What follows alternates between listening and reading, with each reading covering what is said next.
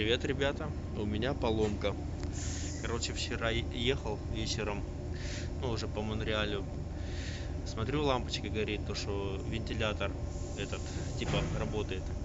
Но вентилятор по звуку ничего нету. Ну, это там осталось доехать несколько километров, доехал, а ремня-то и нету. Короче, шеф этого сервиса мне говорит: не, сиди в траке, типа коронавирус и дела. Вот, этот, ну, а смысл в чем? Вон, я говорю, мужичок стоит. Я не знаю, видно, нет. Вот там стоит. И здесь еще один. Это ребята с Молдавии, отец и сын работают. Ну, как работают здесь на сервисе. Вот, уже 10 лет здесь в Канаде. Вот сейчас пообщался. Так, а у меня, короче, не то, что ремень порвался, да, то есть его как бы и нету, а вот натяжительный ролик, там подшипник, он типа, блин, я не знаю, как выработка криво стал, и из-за этого ремень криво пошел, его съело, и из-за этого оторвался. Сейчас запчасти этот уже все, ну, запчасти, сам ремень этот, как бы, заказали на Peterbilt, и кто-то уже из рабочих поехал за этим. Говорят, ну, в течение получаса, часа все, уже выйду отсюда. Ну, хорошо, в принципе. Вот, так что сейчас стою, жду. Вот, я говорю, на сервисе. Сейчас нахожусь. Так что у меня вот такая поломочка. Ну, делать нечего, еще поснимаю. Короче, этот, когда стоял на разгрузке, вот, там этот рядом парень припарковался тоже на траке. Что-то смотрю, капот открыл, ко мне подходит, говорит: слушай, говорит, этот, я не сильно разбираю, можешь помочь? Я говорю: ну, чувак, я говорю, извини, я тоже из меня механик такой, ну, вообще никакой. Я говорю: а что случилось? Он говорит: да, у меня типа этот перегрелся этот шланг с радиатора, ну, типа сорвало.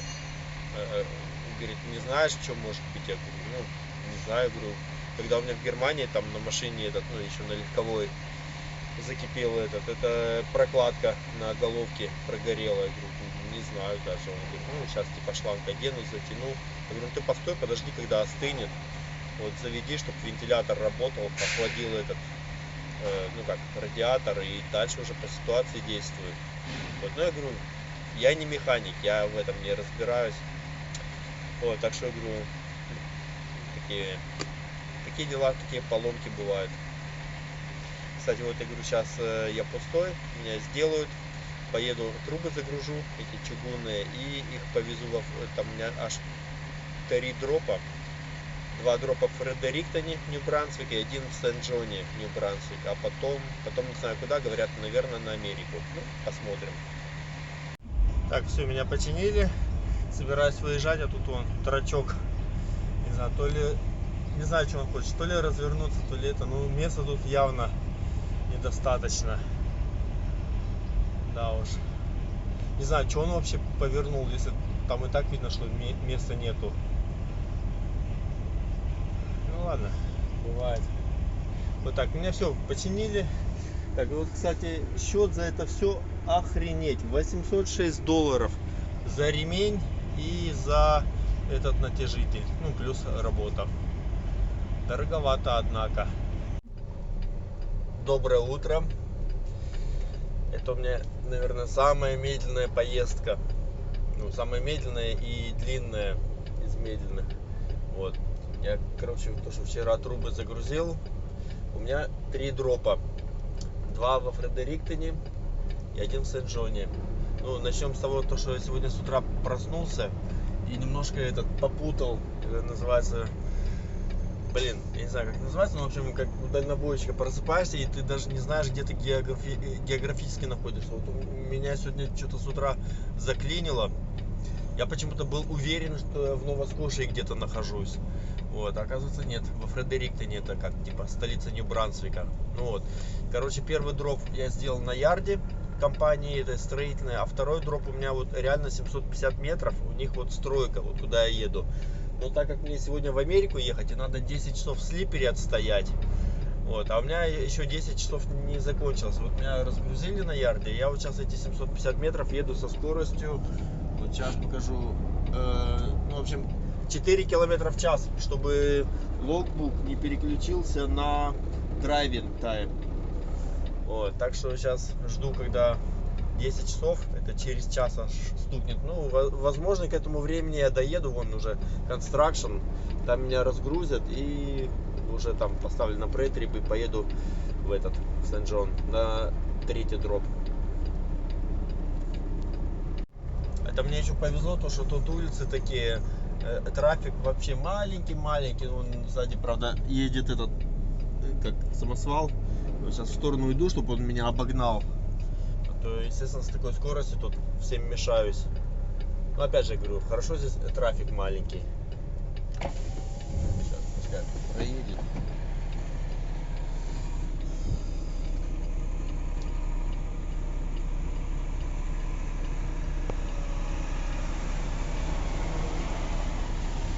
Ну и я теперь за ним. Там самосвал что-то, ну, это улицу по ходу дела вон продляют сюда живую. Вот. Так, а куда ж мне ехать-то? Я так полагаю, куда-то туда. Я этого пацана спросил на фронтлоудере, куда ехать. Он говорит, туда. Ну окей. Ну ладно. Надеюсь, не застряну. Если застряну, тракторов много тут. Вытолкают, вытянут. Блин, все равно. Очково. Вон грязюка какая. Сейчас куда-нибудь там встану. Пускай разгружают. Капец, я говорю, эти 750 метров, сколько ж я еду? Наверное, уже минут 10.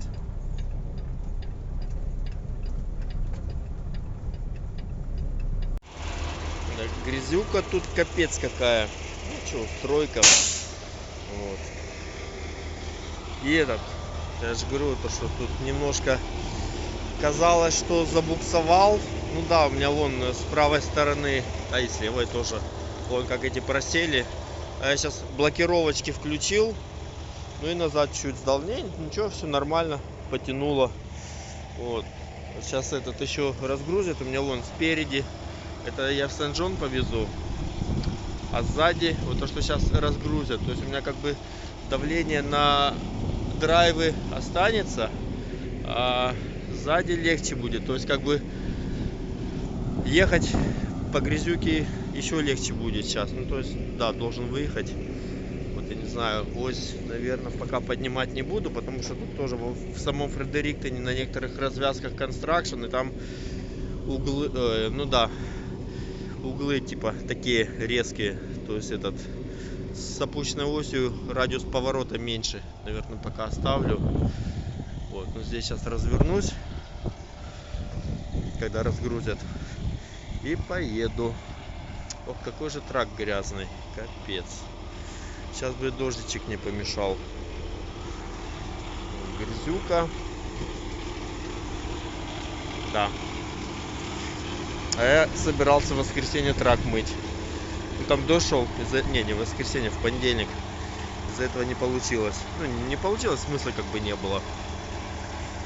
Вот. Ладно, пойду вовнутрь трака, то я говорю, тут комары летают. Я говорю, реально загрызли. Я окошко открыл, чтобы типа проветрить.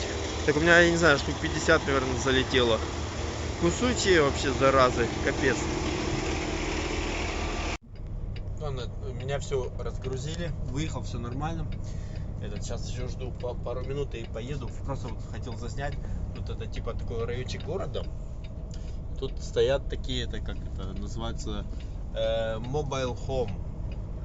Это типа, короче, если вот у них убрать вот эту нижнюю часть, ой, сейчас этот вот загорожено вот примерно, ой, короче, не получается, ладно, то там колеса будут. То есть эти дома, они реально как бы портативные. Вот, ну это для путешествий, это так, для, скажем так, привез и стоит. Вот. А земля вот эта, она как бы, ну, в таких деревнях она не принадлежит дому, она принадлежит как бы, ну, не знаю, муниципалитету или вот владельцу земли. Это как бы ты просто арендуешь, вот, и такой дом привозишь, ставишь, вот, ну или покупаешь уже здесь как бы этот, и, ну, платишь просто аренду за землю, подключаешь к коммуникациям, то есть там все, вода, газ, ну, тут газа нету в Нью-Брансвике, вода, электричество, то есть подключил и живи спокойно. Там можешь пристройку сделать, террасу поставить, гараж поставить, то есть это как бы без проблем. Вот, но отличие, я не знаю, я в Америке вот тут, ну, тоже таких деревень много, но отличие Америки от Канады: в Америке, к сожалению, то, что я видел, допустим, вот, что мне прямо запомнилось, в штате Пенсильвания, там вот такие деревни, это реально как гетто. Вот, а Канада, вот сколько я видел вот таких этих деревенек, ну, это как деревенька, это район города, просто как микрорайон, то прямо все на высшем уровне, все прямо чики-пуки, все красивенько, культурненько. То есть здесь люди, скажем так, не от того, что у них там денег нету, и там они нищие какие-то бомжи, а, ну, я не знаю, может они просто, знаешь, там, типа, может они лет на 10 чисто приехали, или как чисто стартовый дом на первое время, на первые годы, потом как бы соберут денег, купят побольше уже дом такой с землей. Ну, короче, просто вот так хотел поделиться, такое видео маленькое заснять. Втихаря снимаю, вон дедушка с бабушкой на маленьком пикапчике, вон у них это РВшка, вот трейлер, дом на колесах. Вон, я говорю, старенькие такие, путешествуют. Вон, я говорю, маленький этот трейлер зацепили и вперед. Вообще, я говорю, ну блин, дай бог им здоровья, ну просто, говорю, классно вот так старость, когда время там вместе проводишь, там путешествуешь, вообще обалденно. Вот тоже есть мечта купить трейлер такой, но если до коронавируса такой бэушный трейлер было реально купить, ну, нам нужно как так, чтобы 4 места, короче, трейлер было реально купить бэушный в нормальном состоянии, где-то в пределах от 3 до 5 тысяч, наверное. Ну, так что все работает, все нормально, с техосмотром, то есть, ну, реально нормальные. То сейчас из-за коронавируса, то, что ограничения как бы путешествия, что так это, короче, тут в Северной Америке прямо взрыв вот этого рынка, и меньше 10 тысяч, ну ладно, 10 тысяч, короче, от 8 тысяч стоит. Ну, просто так, чтобы еще для примера, новый трейлер, я так интересовался, короче, новый трейлер в прошлом году, когда вот только начало коронавируса было, стоил 16 900, то сейчас этот же самый трейлер, эта же самая модель, то есть, ну, вообще, вот, ну, все то же самое, просто вот прошел год, и этот же трейлер новый стоит уже 24 900, то есть на 8 тысяч цена выросла. Вот, так что такие дела. Монреальские, квебекские дороги. Ох, как я тут люблю в кавычках тут ездить. Капец. Трясет по самое не хочу. Да уж. Но это сейчас еще нормально. Я вот не успел снять, там вообще вот проехал где-то километр назад, вообще жесть была.